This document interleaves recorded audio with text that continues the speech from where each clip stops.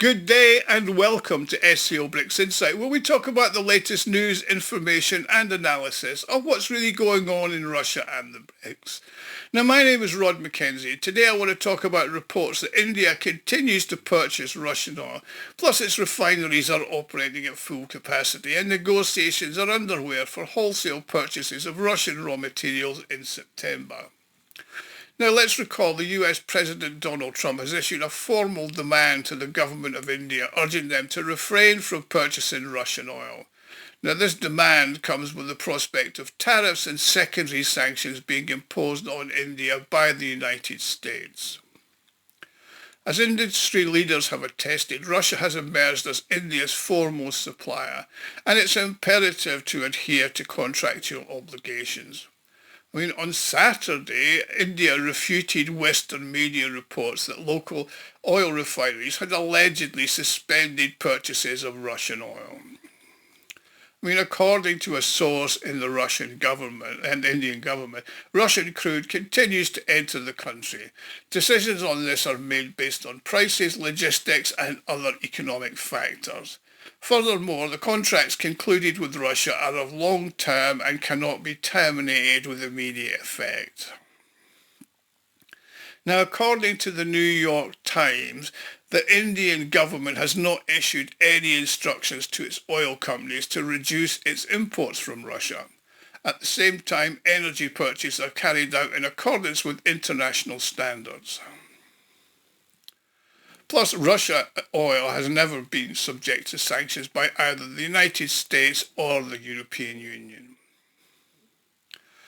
He also stated that Indian companies continue to comply with the US recommended ceiling of $60 per barrel.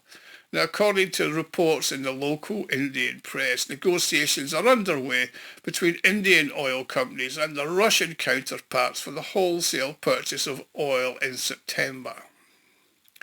Now, the companies involved include the Indian Oil Corporation, Bharat Petroleum Limited and the Hindustan Petroleum Corporation. However, in recent days, Indian refineries have purchased 2 batches of oil, Russian oil, at higher discounts than usual, resulting in the full utilisation of their capacities.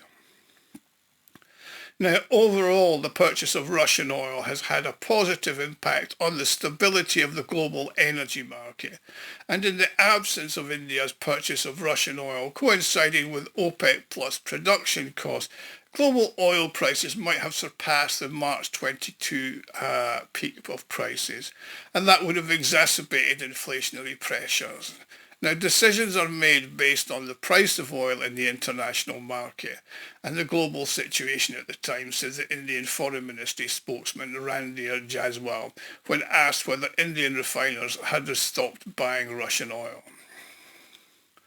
Now, before I continue, I would like to make an appeal. If you like and enjoy my videos, you can help me fund the channel and contribute to its further development. You can do this by making a small donation, which you can do by clicking on the thanks button at the bottom of the video screen, or alternatively, clicking on the Buy Me a Coffee link just below in the credits. Everybody who donates does get a personal thank you from me, and I'm thanking you all now for watching.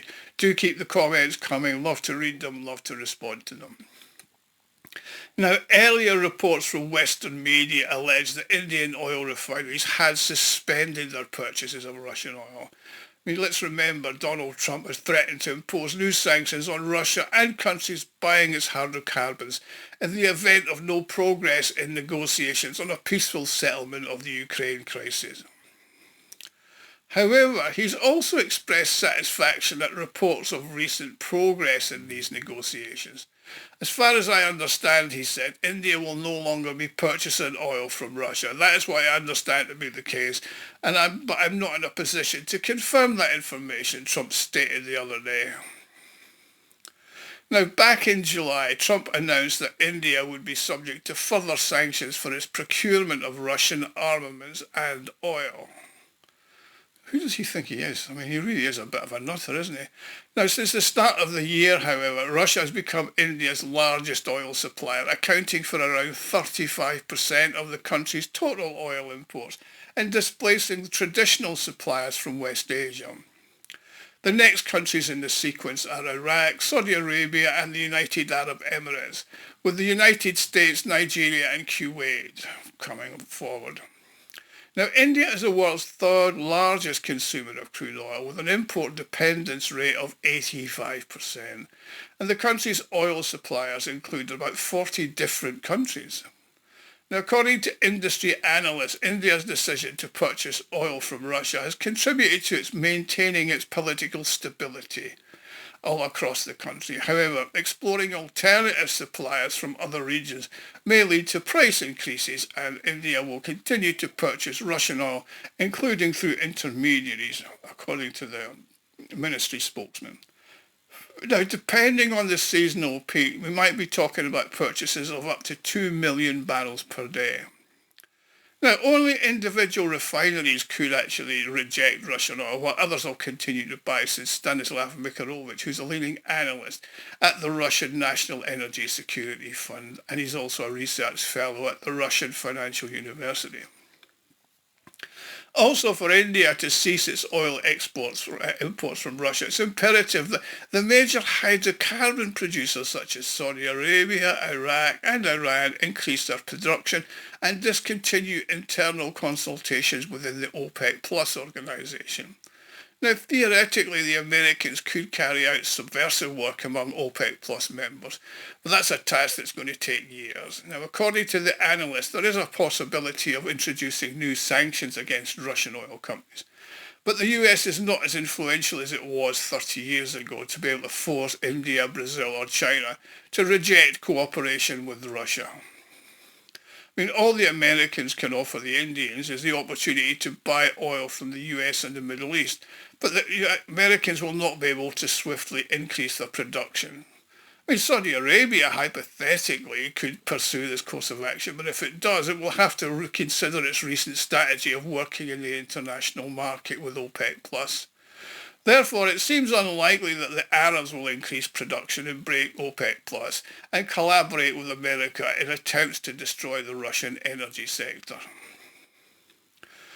Now, in turn, the Deputy Director General of the Institute of National Energy, Alexander Frolov, recalled that in June, India purchased 1.5 million barrels per day from Russia, and last month 1.7 million per day, and sometimes they reached up to 2 million barrels per day. Additionally, it's very challenging to source more economical oil on the market.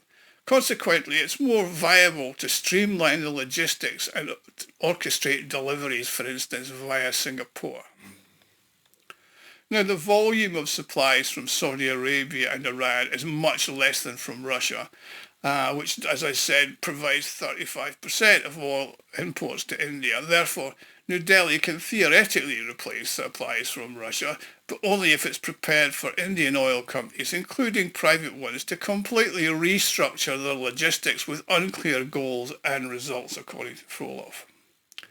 He stated that there's currently no excess supply on the global oil market, and reports of 4 Indian refineries allegedly showing no interest in Russian oil in the last week cannot be substantiated, particularly if it's come from an American source. Now, American oil grades are predominantly light and ultra-sweet, and if India decides to reject Russian supplies in favour of American ones, they're really going to have to mix it with fuel from more viscous sources and grades, according to the analyst. Now, Frolov clarified the cessation of Russian oil deliveries to certain Indian refineries would attribute to the recent imports of sanctions on tankers.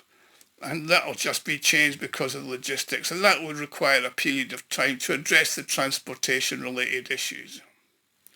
Now, previous sanctions also led to a pause in the purchases of Russian oil as they sorted out the logistics, and a proportion of the tanker fleet is awaiting consultation with the Indian leadership, and the oil men regard the threat of secondary sanctions, as well as with the EU, as not really going to happen. Consequently, we think a solution will be found on how Russia will redirect its oil supplies from Russia and how to avoid secondary sanctions, according to the speaker. Anyway, that's the situation with India. Thank you for watching. Please like and subscribe. And if you want to help me out, click on the thanks button at the bottom of the video screen or click on Buy Me a Coffee. See you again soon. Thank you.